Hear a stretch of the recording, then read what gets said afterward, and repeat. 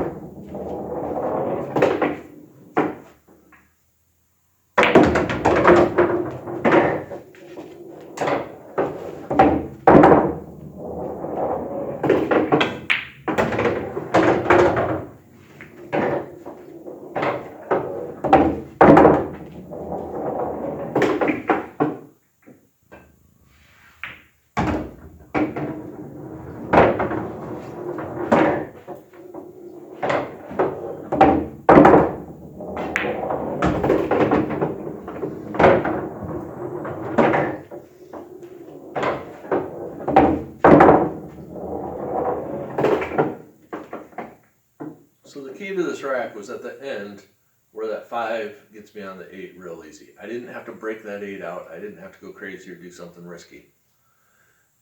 Let's look at another example of where a key ball can become real handy.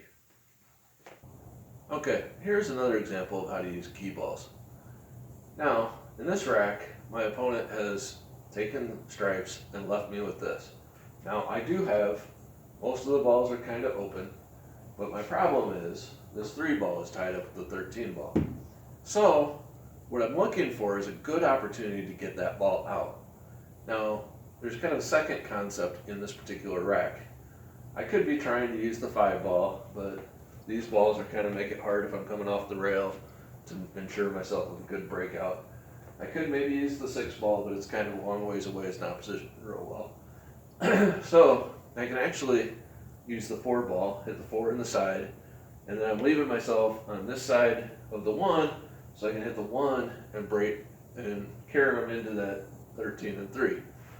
I like doing that right away because if I hit that 13, I could end up possibly sneaking in there where I have a shot at the 3, but if I don't have a shot at the 3, I've got the 5 ball kind of down at this end for this pocket, I have the 7 ball for this pocket, and I have the 6 ball in this pocket. So those are insurance balls. You can kind of review my video on insurance balls for different ways to use those and what to look for. So let's see how this works out.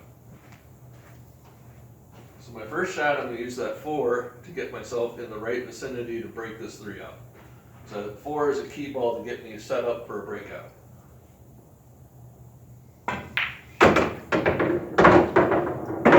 So that's just about perfect. Now I can carry them off of the 1, get that 13, and I should have a shot on one of these remaining balls, the 3 ball, the 6 ball, the 7, and the 5, and I can use those balls to get myself in shape to actually make that 3 if I don't have a good shot at it right away.